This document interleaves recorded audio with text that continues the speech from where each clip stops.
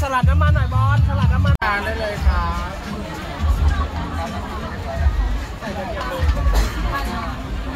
ทะเลนึ่งสุกแล้วค่ะกุ้งไข่จ้ายำบอลครับยำบอลครับยำบอลไหมครับยำบอลกันนะครับยำบอลกันแบบ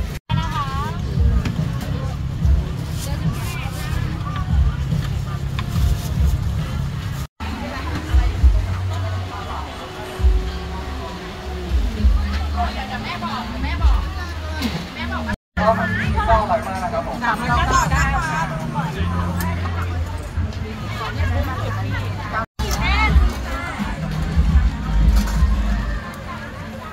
ไข่แรกเลยค่ะ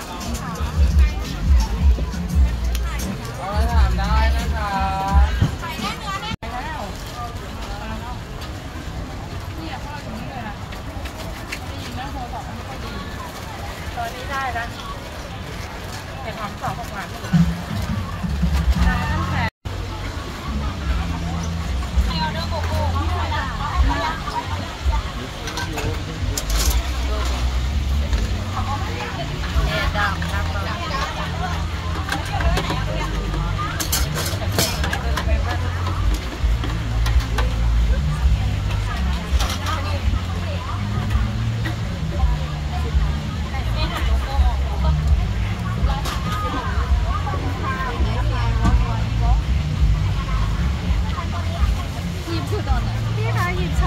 ช้อนลูกค้าหยิบได้เลยนะจ๊ะขอไม้คืนหยิบได้ค่ะถ้าเพิ่มใครอย่างนี้แก้วได้ไหมคะได้ค่ะไปเลยเดี๋ยวสแกนใส่ฝั่งนี้เลยค่ะไอวันวันใช่ใช่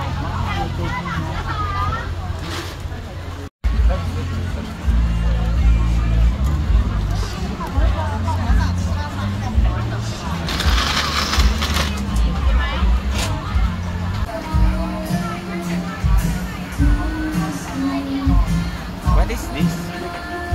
Coconut Thai dessert. Made in coconut. Yep.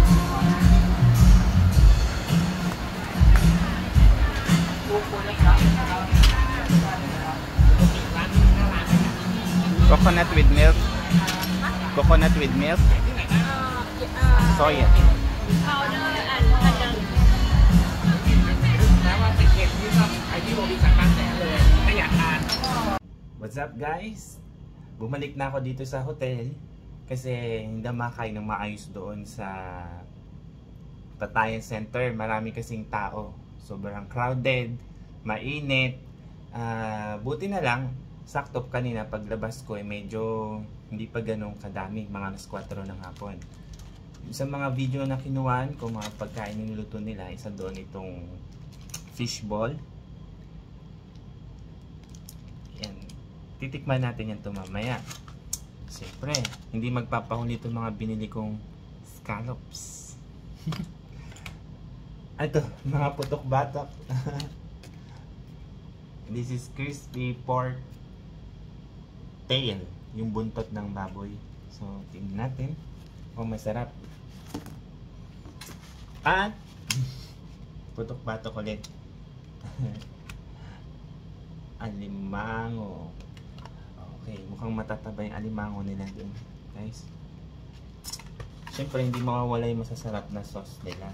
So, lahat ng ano ko, may mga iba't ibang sauce, spicy sauce. Mahilig sila sa spicy sauce, guys. Ngayon, titikman na natin. Unahin na nga natin itong ano. Spicy kasi lahanis lahat eh.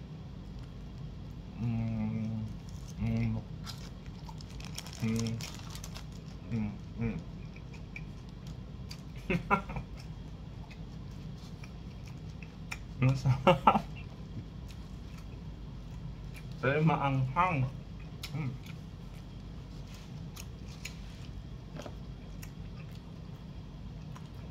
Next up.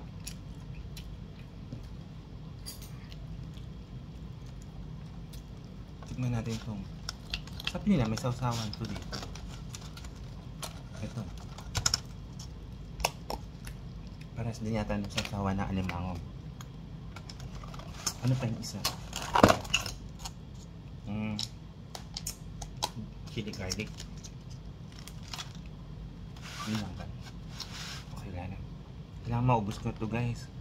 Kasi kung hindi, lagyan natin to. Baka masira.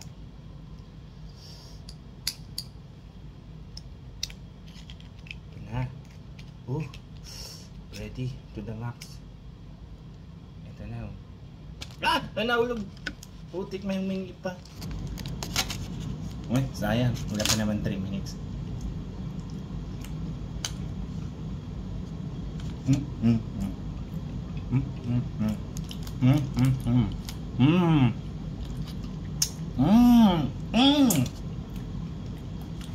Grabe ang anghang. Guys, kung mahilig kayo sa seafoods, saktong-sakto to, nabili ko. Ako, mahal na to sa restaurant. Pero dito sa Thailand, marami silang ganito, kaya mura lang. Nabili ko lang to na isang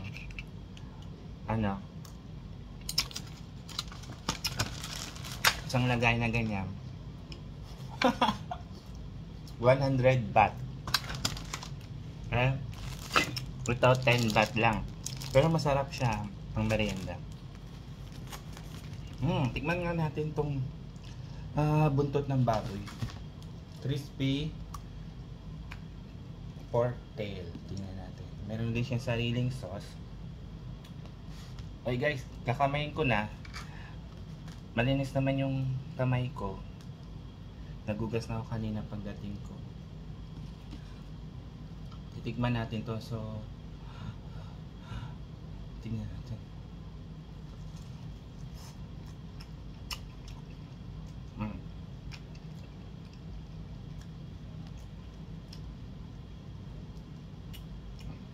Sarap.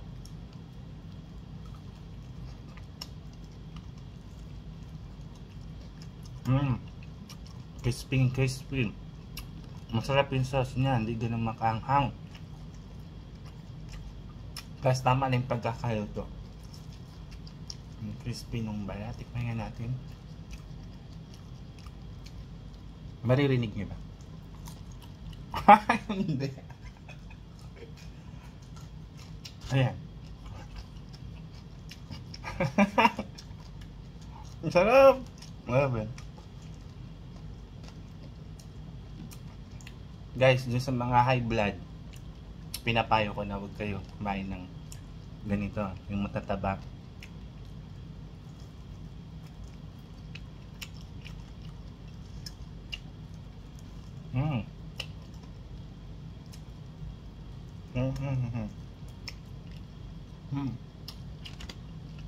Lord, thank you for all of this. Dito sa hotel, libre lang yung laging breakfast. So, paggabi, lumalabas ako para bumili ng pagkain. Ang technique guys, kapag nag-book kayo ng hotel, kung may libreng breakfast, damihan nyo na yung pagkain nyo. Kumbaga, parang gan lunch na yon. Tapos, merienda mo mamaya. Doon na yung time na magdi-dinner ka na, di ba?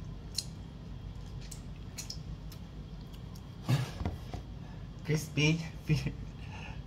Finger licking good. Ano yung KFC?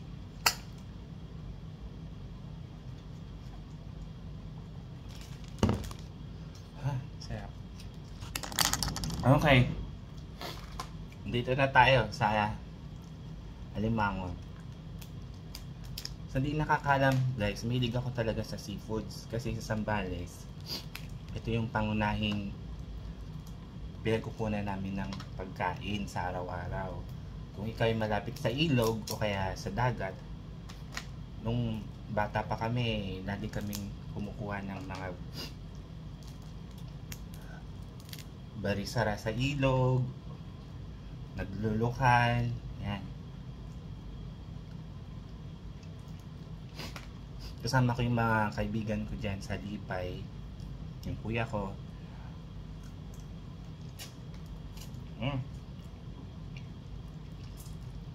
Masarap. Para rin umuwi ako sa Pinas. Ito na guys. Ito for sure malutong na to. Sausaw muna natin.